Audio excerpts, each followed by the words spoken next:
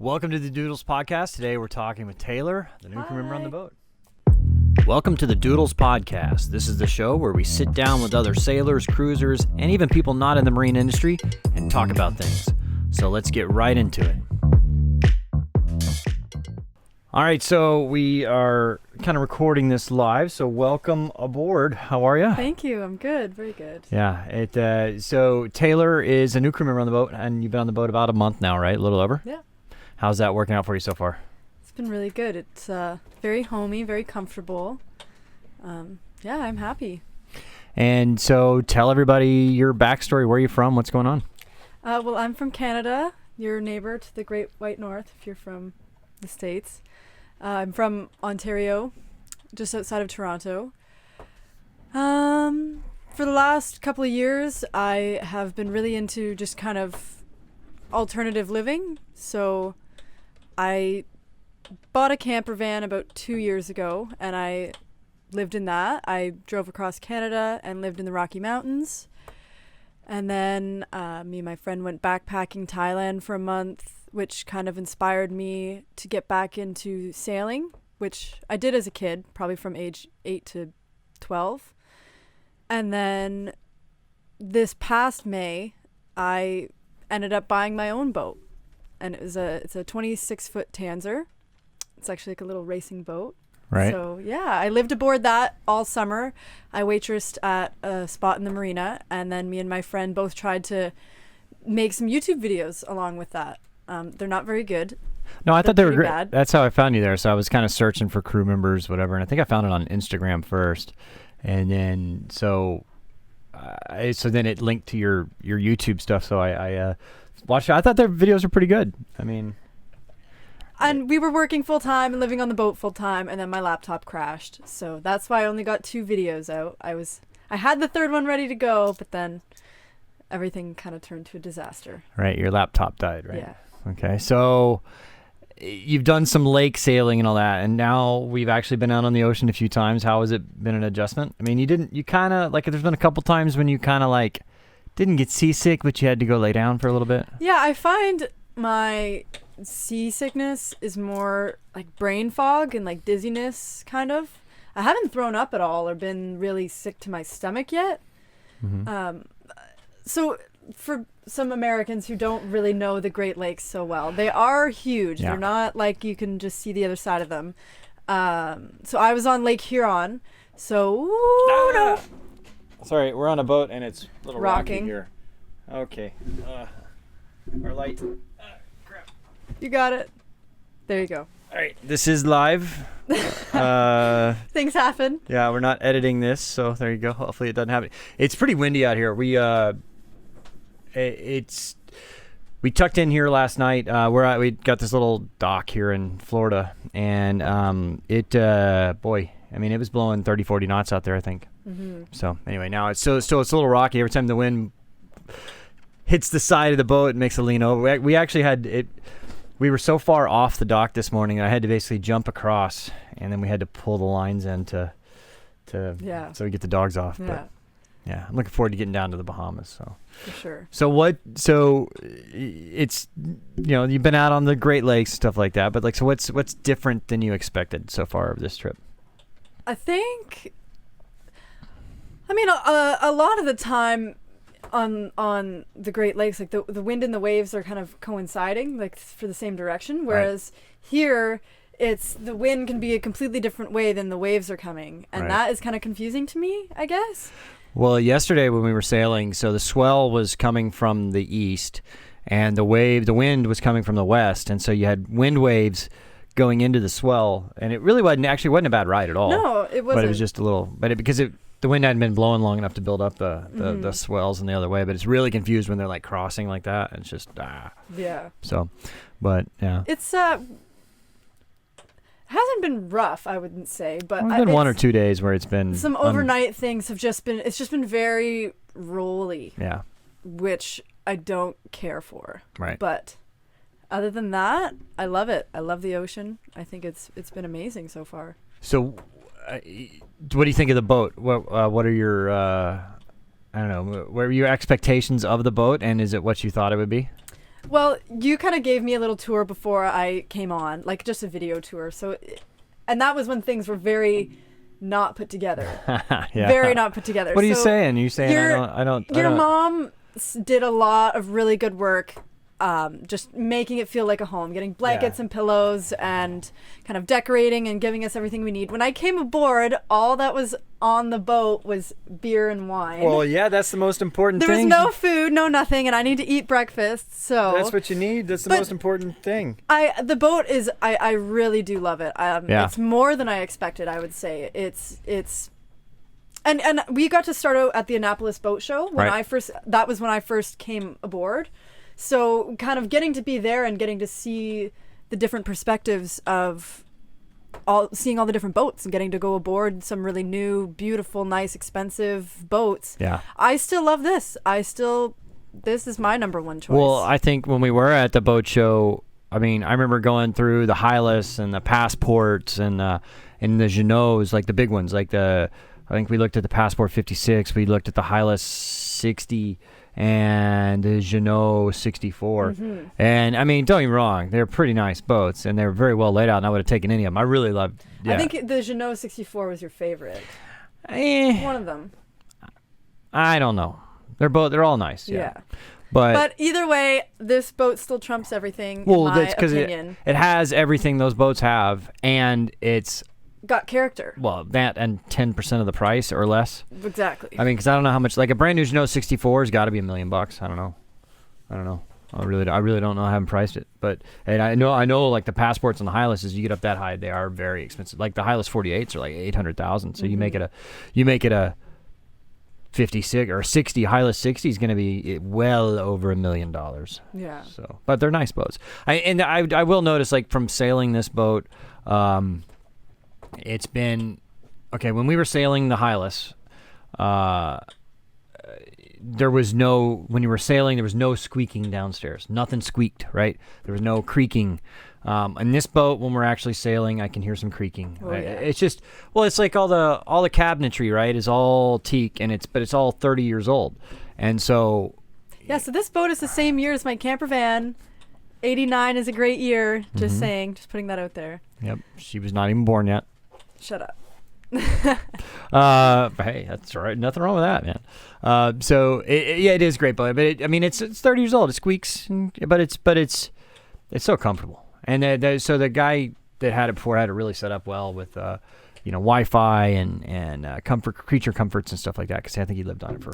That's also something that's really been great about it is we have the Wi-Fi repeater. So when we come into a marina and they have Wi-Fi, we can kind of pick that up and amplify it. So we have like the Roku and Netflix and YouTube on the TV, which has been really, really nice to be able to just, when we do get time, which is not that often, to be able to just kind of sit down, mellow out, and still feel like you're at home.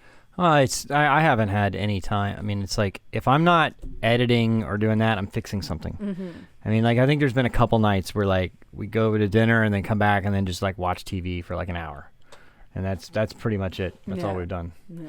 Oh, there was one. It was pretty nice. We left. Where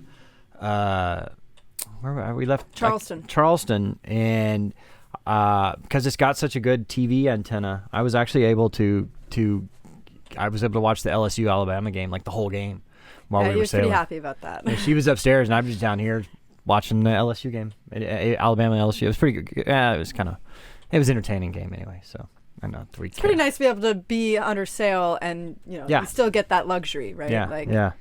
Well, it does have like a satellite dish on it that I have. I think it's an InMotion one. I haven't even tried messing with it yet. The thing on top of the davits where the dinghy is. That's a satellite dish. You haven't seen it? That's right on top of the dinghy. But yeah, so there is one. I haven't even tried messing with it. I don't even know if it works, but we'll see. But anyway, so all right. So what about the dogs? The dogs are great. It took them probably a good day or two to warm up to me, at least. Well, yeah, Maverick. They're shy. They're kind of weird. I don't know what you did to them. Yeah. What are you talking about? I didn't do anything to them. No, they're great. It's been really nice to have, fuzzy companions on board. It makes it a lot, again, more homey and fuzzy. Happy. And The only thing is that, dinghies and other motorboats are kind of like squirrels to them. Yeah. So they just bark and bark and bark, which is really, it's kind of frustrating when we're trying to focus or communicate with each other, or, we're docking or something and they're just so excited. They're just barking all over the place. So that's been one thing that's just, and they don't like to move for you. They're always in the way and they don't listen to the word move. Well, but they make up for it in their cuteness. Oh, right, yeah. They do. Yeah, they are pretty cute. But it is funny. Like, we'll be sitting in the cockpit or doing something, and the dogs will have the prime seating in the cockpit, and we feel like we can't move them. Humans suffer. Yeah, we're like, I won't make them move. And they're dogs, so like I'm like, okay. Like the other day, I made Goose move, and he moved like halfway over, and then I was like, all right, fine, I'll share it with you. We'll compromise. Yeah. So, so you're looking. I'm looking forward to getting to the Bahamas. That's probably my number one thing I'm looking forward to getting to. Yeah. I mean, I haven't been anywhere out there. You have experience, so you've been in and around those areas, so you know what it's going to be like, and you know kind of what are your favorite areas. I haven't been anywhere around there, so I'm just excited to be south and not in 2 feet of snow in Canada. So right. That's anywhere warm. So, I mean, the Bahamas is going to be our first stop, so I am probably the most excited for that right now. Yeah. Well, I mean, it's a good... I mean, the water is not like... I mean, for you, it's nice and warm. It's nice and warm. But, like, for me, like, anything under, like, 80 degrees, I'm like, oh, it's cold. Like, the water's cold. Oh, my gosh. Yeah. So, I mean, like, yeah, but by the time we get down to the Virgin Islands, we should be in warm water the whole way. And then when we come back through the Bahamas, if we come back through the Bahamas, it'll be nice and warm there because it'll be like May when we do that. So, any places so far that you're most looking forward to, just from thinking about it? Well, I've heard a lot of good things about Turks and Caicos Mm-hmm. and Puerto Rico. I'm definitely really excited for those two. The only thing is that you said it's a little bit tougher with the dogs. Right. Yeah, we don't know if we can make it to Puerto Rico, Turks and Caicos yet. We'll definitely make it to Puerto Rico and probably Dominican, but Turks and Caicos makes it a little difficult with the dogs. They just make it so difficult on their requirements for entry. Like they want 2 rabies tests within 6 months, within a year, and it's kind of hard to do. So I don't know. Well, I gotta look into it. We're waiting on the pet permits in the Bahamas now. They are in progress, so there is a cool. Hopefully it'll work. There's a guy that does. So the way you used to do the pet imports, or what you normally do it, is you mail a money order and your application and proof of vaccinations to the Bahamas, Ministry of Agriculture, and then they process it and then mail it back to you. But it takes like 6-8 weeks to do all that, unless you send them like a prepaid UPS, which then it takes like 2 weeks. But then you got to go to the money order, do all that, then they got to send it back to you. Whereas this guy, you send him $157 per dog, and you email him both of the permit, the application, and you just PayPal him the money, and he goes in, files it, and then he gets it within a couple days, and then scans it and emails it, and you're done. So pretty easy to do. So that's awesome. Yeah, looking forward to that. But like I said, I don't remember. I have to look at Turks and Caicos to see what's going on. So all right. So what else? Anything back home that you're missing? What do you miss from back home? My dogs. I have 2 huskies at home, so I miss those a lot. And my cat. And my family, of course. Like the animals come first, and then my family and my friends. Well, that's how it is, yeah. I think when my parents came to visit a couple weeks ago, they were more excited to see the dogs. Yeah. So, yeah. Yeah, and my van. I miss my van. You miss your van. What did you name your van? Ruby. You know what? Well, this needs its own name. Well, I mean, it does. So we named the dog Naughty Dog, not the boat. Naughty Dogs. Yeah.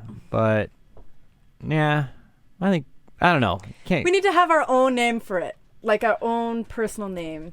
Because we're not going to be like, oh, yeah, let's go back to Naughty Dogs. Fat Bottom Girl. No. Let's go back to the Fat Bottom Girl. Come on. I mean, she's got a big fat bottom. She's a big old... No? No. Okay. No. That's one of your favorite songs. Yeah, but that's not a name. All right. Okay. I don't know. We'll think of something. Leave us a comment down below. What do you think we should name the the nickname for the boat? So, And I got the Coast Guard documentation. We're almost ready to go. I'm excited about it. So we did originally have a third crew member lined up, but she had some kind of it was actually, you guys might remember Judith from Thailand. She sailed with me in Thailand for 3 weeks, but she's had some medical issues, and so she's not coming now. So unfortunately, yeah, we'll have friends and family come visit. Like I have some friends that I don't know. You know how it is. People are like, oh yeah, I always want to come and visit, and nobody ever takes time off. They can take the coffin. Right. Yeah. Yeah. So, if you haven't seen the boat tour, there's a video of it somewhere, probably up already. But I don't know. And so we've been all the decorating. I think my mother did most of the decorating, although you've kind of put your touches on it. She did a great job. You're very good at organizing, so that's great, because that's not my specialty.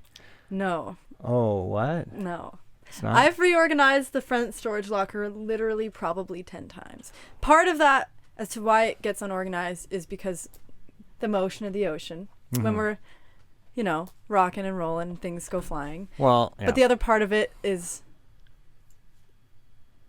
Is what? Me? Yeah. Well, no, it's when you okay. Organizing just eases my stress. I feel I don't have anxiety when things are organized. Well, you know how it is. I mean, it's like you gotta work. I'm working on the boat every day. I'm fixing something on the boat every single day. And half the time the stuff I need is in that forward storage area, and it's half the time what I need is behind something else. So you got to pull everything out and then put it back the way it was when you're done. Yeah, all right. Or I can do that. That's my job. I can, I'm fine with that. Okay. So we're here hunkered down for weather right now. So we thought we'd record these podcasts. So by the way, these podcasts are available on it's obviously on YouTube if you're watching on YouTube, and it's on audio format on iTunes, whatever your podcast provider is. It's under the Sailing Doodles podcast on YouTube. It's just the Doodles podcast, because we're not gonna just talk about only boat related stuff. We'll bring, if we meet some people along the way that I think are interesting, we'll just bring them in and talk. I've already done one or two. So, all right. Anything else you want the viewers to know about you? She's quite the musician, by the way. Oh. Forgot about that. I play a little guitar. She plays a lot of guitar. She's very good. She's very I just don't like playing in front of people. It makes me anxious. So I just gotta get more used to that, practice more in front of people, and get some more confidence doing that, and I'll be fine. Yeah, so keep an eye on, we will be incorporating some of her music into the videos. Basically, she needs to write some original stuff. Yeah. But we'll have her play some covers, and we'll put those in the videos. And then what we plan on doing is starting your own channel where you actually just play you just play the song. So you can have a snippet of it in the Sailing Doodles, and then the link to the full video would be for my own channel. Right. Right. So we're doing that. And so I think that will do quite well. And the dogs have settled in nicely, if you're wondering. So Maverick he'll pee on the boat, no problem. Like, he's got a spot. He's got a spot where he'll go pee. Goose is just such a good boy. He's so stubborn. He knows this is his home. He doesn't want to go to the bathroom on it. Yeah, so he's held it. But we've only got, so for the next 4 or 5 months, we've only got one more than 12-hour sail. So when we leave here tomorrow, it's 24 hours down to Palm Beach. And then from there, it'll be no more than 50 miles anywhere we go until we leave the Bahamas. I mean, if we do Turks and Caicos, then it's still very close. But when we leave either the Bahamas or Turks and Caicos and head towards Puerto Rico and the Dominican, it could be, it depends on how we do it. It could be 5 or 6, 8 days, something like that. Yeah. From the Turks and Caicos, it really depends on the weather window. It's really hard to go from Turks and Caicos to Puerto Rico just because you're going against the wind. And so we'll probably do if you haven't read the book, there's a book called Gentleman's Guide to Passages South by Von Zandt. You definitely need that book if you're going to do it. So, all right. Well, okay, I guess we've got some errands and stuff to do today. I've got some editing to do. Gotta get some dog food. Oh yeah, we have Dogs ran out of food. Yeah, we gave them extra portions of bones this morning. So they could have that. So, all right, let's go get some stuff. And thank you guys for watching. Please comment, like, and subscribe. We really appreciate it. That's and if you're really enjoying it, it's patreon.com/Sailing Doodles. And thanks so much. You get early access to these videos as soon as we record them, and then they'll be everybody else has to wait a week or two. So. Kind of a perk there. And we will have a patron sale coming up soon. We don't know exactly when. It will be probably February and in the Bahamas, but we're still trying to iron out the details on that. So, all right, guys, thank you so much for watching.